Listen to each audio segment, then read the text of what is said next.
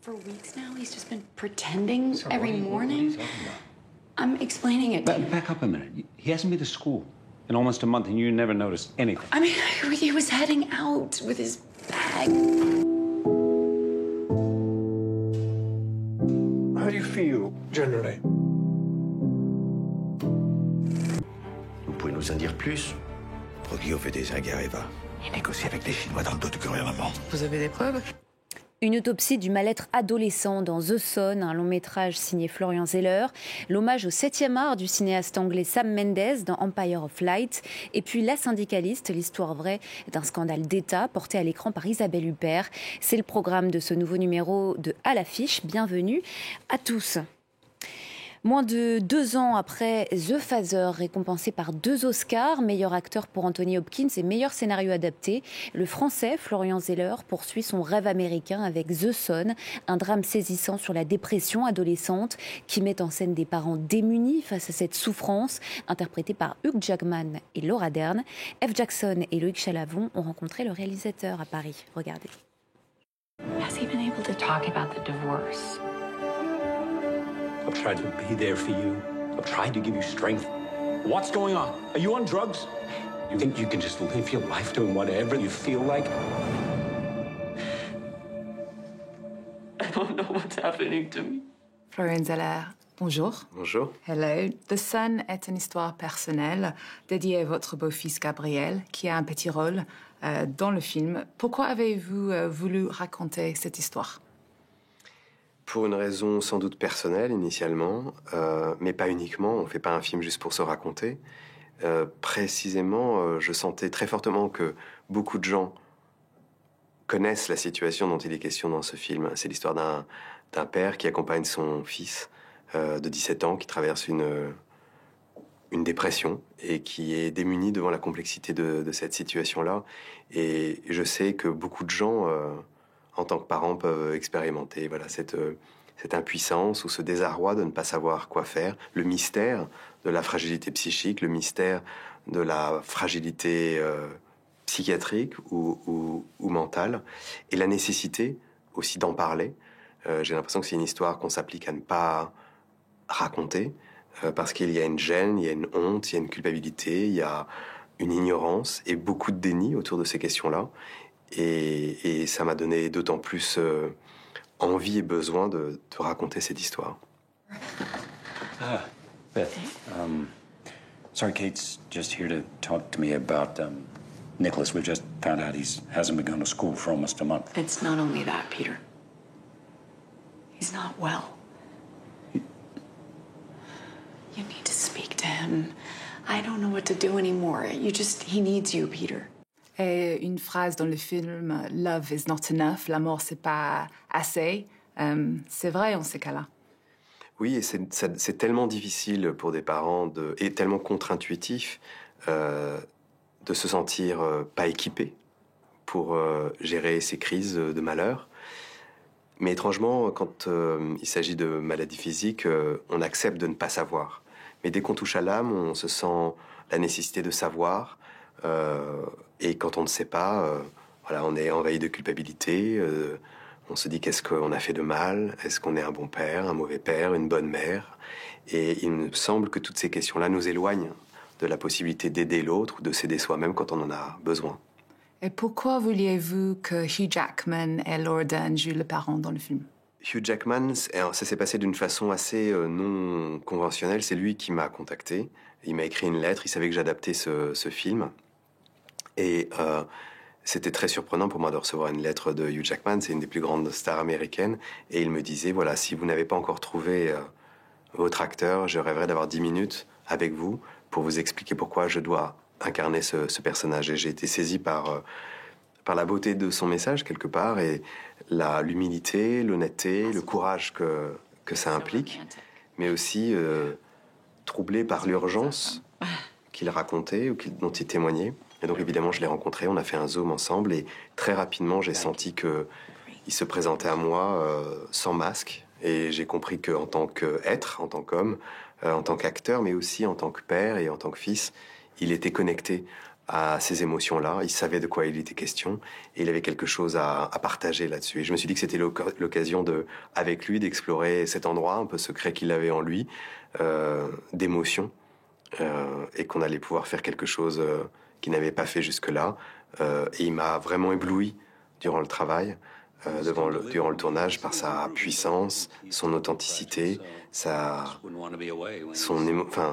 puissance émotionnelle. Et j'en garde un souvenir très, très ému.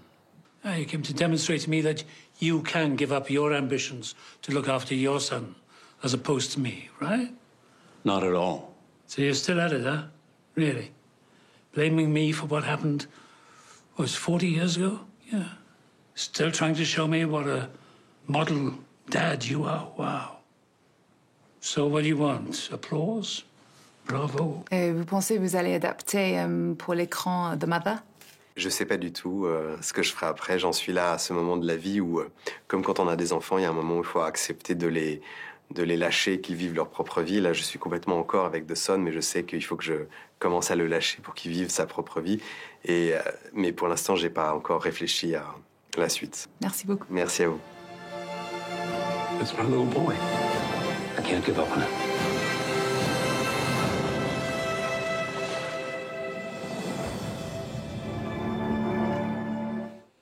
Du cinéma toujours, avec Empire of Light, le nouveau film de Sam Mendes en forme de déclaration d'amour au 7e art. Un hommage comme l'ont fait aussi récemment Steven Spielberg et Damien Chazelle, plongé dans la lumière des salles obscures avec Sabine Gorny et Jean-Marie Lecartier. Une station balnéaire dans l'Angleterre de Margaret Thatcher. Vous vous sentez comment en ce moment? C'est l'histoire d'Hilary, une quinquagénaire totalement dépressive qui veille sans passion sur un vieux cinéma. Je me sens un peu comme anesthésiée. L'arrivée d'un jeune employé noir va bouleverser sa vie. Grâce à lui, elle va aimer de nouveau et voir des films qui vont réenchanter son quotidien. Ce rayon de lumière, c'est une évasion. Une histoire inspirée au réalisateur par la maladie mentale de sa propre mère. Enfant, il trouvait refuge dans les salles de cinéma, dont il a toujours la nostalgie. J'ai voulu rendre hommage à la magie de la salle, l'atmosphère, la pellicule, le projectionniste, tous ces gens qui participaient à ce spectacle unique. Tout cela n'existe plus aujourd'hui quand on va au cinéma. Nostalgique aussi, Steven Spielberg. Dans son film autobiographique, il raconte avec tendresse cette passion pour la caméra dès son plus jeune âge. Quelle scène est-ce que tu as préférée? Une passion encouragée par ses parents qui allaient faire de lui un géant d'Hollywood. Les films sont des rêves. Pas de hasard. Si les cinéastes regardent autant dans le rétro, c'est que lors du confinement, les studios à l'arrêt, les salles fermées, leur ont fait craindre le pire. Il y a un moment de peur que le cinéma disparaisse et on peut toujours le craindre. Alors plus, j'allais dire, aux États-Unis, dans les pays anglo-saxons, où effectivement les plateformes ont pris une importance terrible et où aujourd'hui, malheureusement, dans les salles, les gens se déplacent en masse, surtout pour les gros blockbusters. Scène 17, deuxième. Clap. Des crises, action. Le 7e art en a toujours traversé. Comme ce passage violent, du muet au parlant, décrit dans Babylone. Interdit aux acteurs et aux chiens. J'ai changé la donne. Un Hollywood survolté, effrayant, décadent, celui des années 20. Le moment où la machine à rêve devient une industrie. L'histoire du cinéma, pour moi, c'est un peu une histoire de mort et de renaissance. De mort et de renaissance. C'est les cycles. Ça fait peur, mais c'est aussi excitant.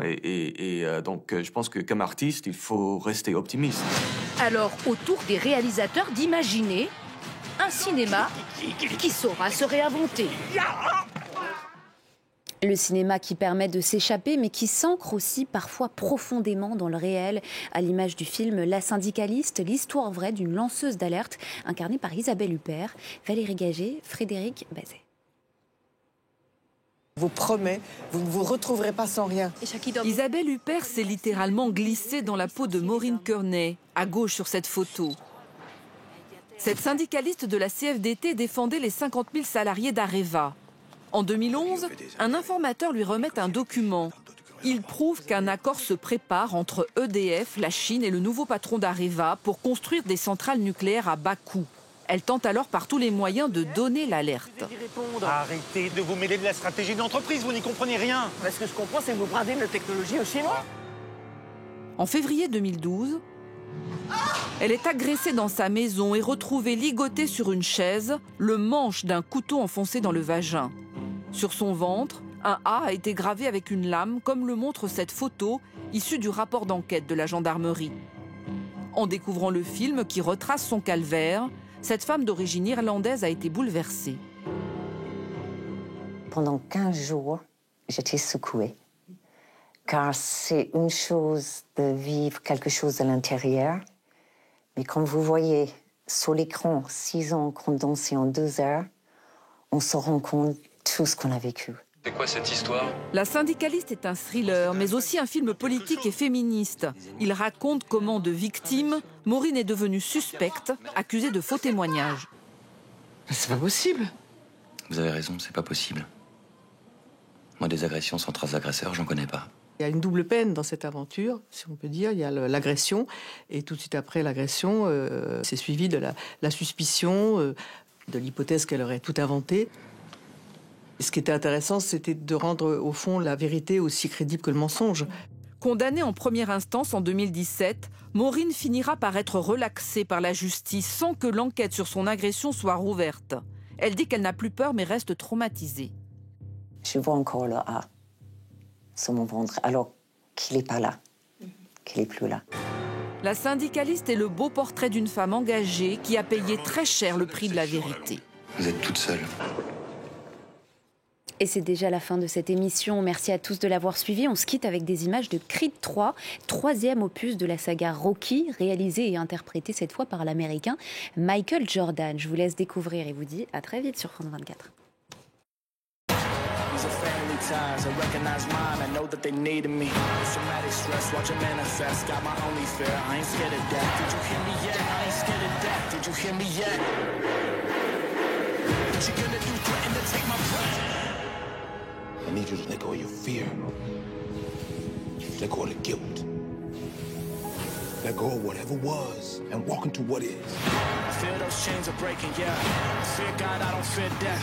I see those stripes and take a step. Événement. 170 films en compétition, dont 15 dans la section long métrage, qui viennent des 4 coins de l'Afrique et de sa diaspora.